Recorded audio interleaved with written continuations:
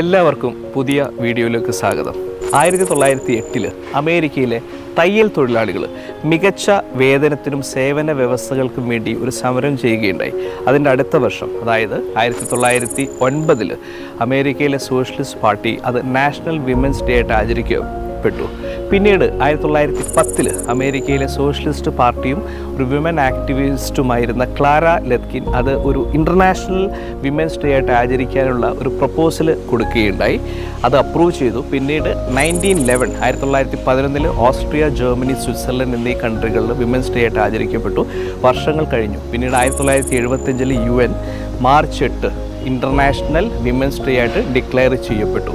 ഇന്ന് കാലഘട്ടത്തിൽ നമ്മുടെ വിമൻ തൊഴിലിടത്തിൻ്റെ സമസ്ത മേഖലകളിലും സ്വാധീനവും ആധിപത്യവും ചെലുത്തുന്ന ഒരു കാലഘട്ടത്തിലാണ് നമ്മൾ ജീവിക്കുന്നത്. ഇന്ന് സ്ത്രീകൾ ഫേസ് ചെയ്യുന്ന പ്രധാന ഡിലമകൾ എന്ന് പറയുന്നത് വിദ്യാഭ്യാസത്തിൻ്റെ റിജക്ഷനല്ല, തൊഴിൽ കിട്ടാത്തതിൻ്റെ പ്രശ്നങ്ങളല്ല. ഏറ്റവും പ്രധാനപ്പെട്ട ഒരു ഡിലമ എന്ന് പറയുന്നത് അവരുടെ കരിയർ പ്രോഗ്രഷനാണ്. അതായത് നല്ല രീതിയിൽ വർക്ക് ചെയ്യുന്ന പല വനിതാ ആളുകളും ഏതെങ്കിലും ഒരു സമയത്ത് അവരുടെ ജോലി ഉപേക്ഷിക്കേണ്ടതായിട്ട് വരും. അതിൻ്റെ പ്രധാന റീസണായിട്ട് പറഞ്ഞു വരുന്നത് നമ്മുടെ സൊസൈറ്റി, എസ്പെഷ്യലി ഒരു ഇന്ത്യൻ കോണ്ടെക്സ്റ്റിൽ വിമൻ സ്ത്രീകളിൽ നിന്ന് ഒരുപാട് കാര്യങ്ങൾ എക്സ്പെക്റ്റ് ചെയ്യുന്നുണ്ട്.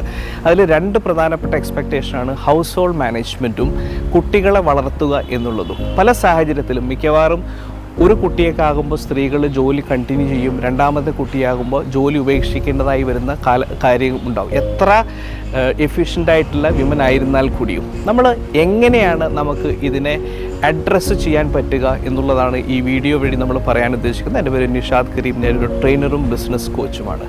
ദ ഫസ്റ്റ് പാർട്ട്, സ്ത്രീകൾ തന്നെ ഒരു കോപ്പിംഗ് മെക്കാനിസം ഡെവലപ്പ് ചെയ്യണം എന്നുള്ളതാണ്. അതായത് ബേസിക്കലി ഒരു സപ്പോർട്ട് സിസ്റ്റം.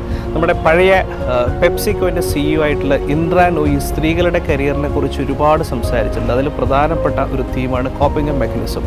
അതായത് സ്ത്രീകൾ അവരുടെ സപ്പോർട്ട് സിസ്റ്റവുമായിട്ട് അവരുടെ ജോലിയുടെ നേച്ചർ, എംപ്ലോയർ എക്സ്പെക്റ്റേഷൻ, ക്ലയൻറ്റ് എന്താണ് പ്രതീക്ഷിക്കുന്നത്, ഡിഫറെൻറ്റ് ടൈം സോൺ, ഇതിനെക്കുറിച്ച് അവരുടെ ഫാമിലി മെമ്പേഴ്സിനെ വ്യക്തമായിട്ട് പറഞ്ഞ് മനസ്സിലാക്കണം. എന്നാലാണ് മാത്രമാണ് ഒരു ഡിഫിക്കൽട്ട് ഫേസിൽ അവരുടെ സപ്പോർട്ട് കിട്ടുള്ളൂ. 2, പുരുഷന്മാർക്ക് സ്ത്രീകളുടെ കരിയർ ഡെവലപ്പ് ചെയ്യുന്നതിൽ പ്രധാനപ്പെട്ട ഒരു പങ്ക് വഹിക്കാനുണ്ട്. അതായത് നിങ്ങളുടെ മകളായിക്കോട്ടെ, സഹോദരി ആയിക്കോട്ടെ, ഭാര്യ ആയിക്കോട്ടെ, അമ്മയായിക്കോട്ടെ, അവരുടെ ആസ്പിറേഷൻസും ഇൻട്രസ്റ്റും വളരെ ജെനുവിൻ ആണെങ്കിൽ അത് ഡെവലപ്പ് ചെയ്യാൻ പുരുഷന്മാർക്ക് ഒരുപാട് കാര്യങ്ങൾ ചെയ്യാനുണ്ട്. നമ്മൾ സാധാരണ പറയാനുള്ള ഒരു പഴമൊഴിയുണ്ട്, behind every successful man there is a woman. അത് നമുക്ക് ഇങ്ങനെ തിരുത്താം, behind every successful woman there is a progressive man. Thank you very much for watching this video.